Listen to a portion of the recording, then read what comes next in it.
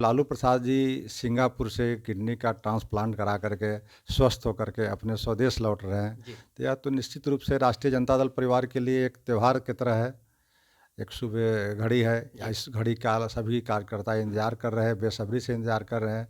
आज देखिए, राजनीति में अब उलट फेर क्या होगा? राजनीति में तो उलट फेर हो चुका है।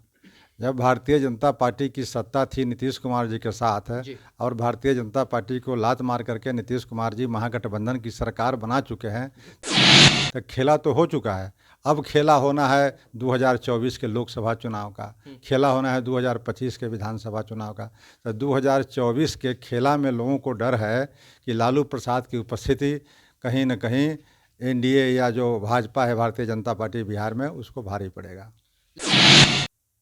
नमस्कार, मैं साकेत कुमार। आप बिहार इन शॉर्ट्स देख रहे थे कि लालू प्रसाद यादव सिंगापुर गए हुए थे अपने इलाज के लिए। उनका किडनी ट्रांसप्लांट होना था। रोहिणी आचार्य उनकी बेटी ने किडनी देकर लालू प्रसाद यादव को एक नया जीवन दिया। अब उनका इलाज सक्सेसफुल हो गया और एक बार फिर से वो अपने वतन की ओर हिंदुस्तान लौट रहे हैं। अब इसी के ऊपर बातचीत करने के लिए हमारे साथ राजद के एमएलसी रामबली सिंह चंद्रवंशी, इनसे बातचीत करेंगे और जानेंगे कि उनके बिहार और भारत लौटने पे जब आ रहे हैं तो क्या कुछ अलग होने वाला है।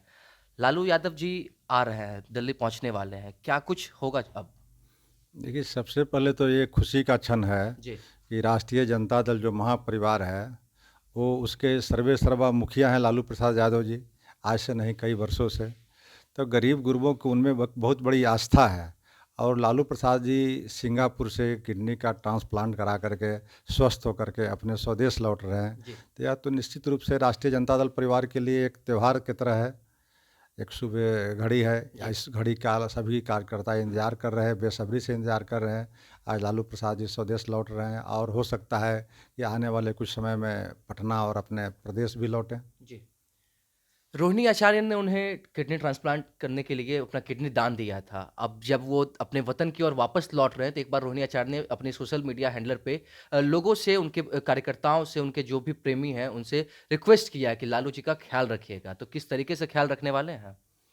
देखिए, लालू प्रसाद जी राष्ट्रीय जनता दल के सर्वे सर्वा हैं, मुखिया हैं, नेता हैं।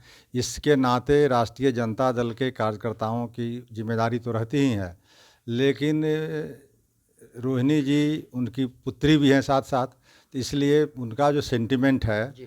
और जिस तरह से उन्होंने दान दिया है, अंग दान दिया है, तो एक बहुत बड़ा ऐतिहासिक कदम है। उसको बिहार के ही नहीं, भारत के और देश दुनिया के लोग उनको अप्रिशिएट कर रहे हैं जी। कि रोहिणी जी ने जो आगे बढ़ कर के अपने पिताजी के लिए और सामाजिक न्याय के योद्धा आदरणीय लालू जी के लिए जो उन्होंने अपना अंग दे कर के लालू जी के जीवन को बढ़ाया है, जी।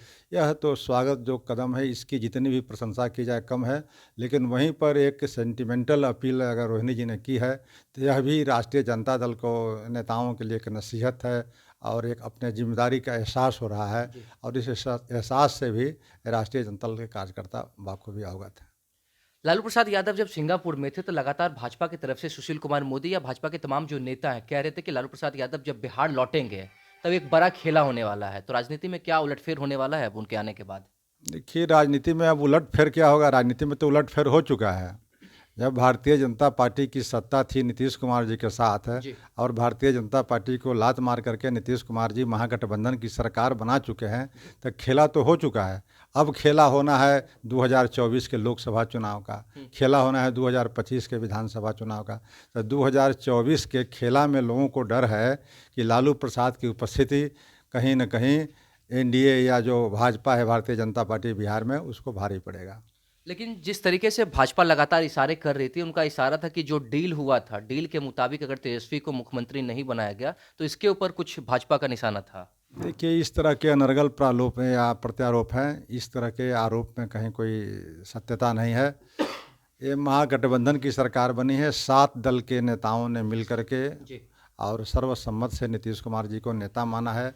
अब संख्या किसकी कितनी है यह महत्वपूर्ण नहीं है, और सरकार में महागठबंधन में कहीं किसी तरह की कड़वाहट नहीं है। जी। इसलिए इतने बड़े महापरिवार में अगर कुछ एक आध लोग इधर उधर बोलते रहते हैं, तो उनकी बातों का कोई बहुत बड़ा अर्थ नहीं रह जाता। आने वाले 25 फरवरी को महागठबंधन की तरफ से पूर्णिया में सीमांचल के क्षेत्रों में एक जनसभा का आयोजन किया गया है। ऐसा देखा जा रहा है कि लोकसभा चुनाव को लेके ये पहली जनसभा है। किस तरह की तैयारी और क्या कुछ होने वाला है वहाँ पे? ये तो देखिए 2024 का लोकसभा के चुनाव दस्तक दे रहा है जी। और उसकी तैयारी के संदर्भ में सारे पार्टी अपने अपने ढंग से लगेंगे। तो भारतीय जनता पार्टी के नेता जब पूर्णिया में आ रहे हैं तो महागठबंधन की जिम्मेदारी बनती है कि उस क्षेत्रों में जा कर के जो गुमराह कर रहे हैं, जो लोगों को भड़काने का काम कर रहे हैं, जो जी। आज देश की और प्रदेश की जो मुद्दे हैं उससे अलग हटने की काम कर रही है भाजपा, जी। उसको एहसास कराने के लिए महागठबंधन के नेता जाएंगे और कहेंगे कि आज बिहार का मुद्दा हिंदू मुसलमान नहीं है और पाकिस्तान हिंदुस्तान नहीं है, बल्कि देश की मुद्दा महंगाई है, देश की बेरोजगारी है, जी। जो भारतीय उपक्रम बिक रहे हैं वह मुद्दा है। इन सब मुद्दों का एहसास कराने के लिए महागठबंधन के नेता जा रहे हैं। एक आखिरी सवाल रहेगा, जिस दिन महागठबंधन का जनसभा होने वाला है पूर्णिया में, उसी दिन गृह मंत्री अमित शाह भी पटना आने वाले हैं। तो क्या लगता है कि किसका जनसभा भारी पड़ने वाला है लोगों के ऊपर? अब देखिए, इसको भारतीय जनता पार्टी के नेताओं से पूछते हैं। भारतीय जनता पार्टी के नेता, एक भी नेता ऐसे लोकप्रिय नेता नहीं हैं और महागठबंधन में बहुत सारे नेता हैं, इसलिए इनके भारी पड़ने की सवाल कभी भी बिहार में नहीं सकते। एक तरफ 7 पार्टी है, एक तरफ अकेले पार्टी है या कहिए 2 पार्टी है आज की तारीख में। तो 7 पार्टियों का गठबंधन निश्चित रूप से भारी है। इसी बात को एहसास है भारतीय जनता पार्टी को, और एहसास नहीं रह कर यह डर है उसको, और इसी डर के लिए बृहद तरह की तैयारी अपने ढंग से कर रही है, लेकिन उससे कोई फर्क पड़ने वाला बिहार की राजनीति में नहीं है। चलिए, ठीक है।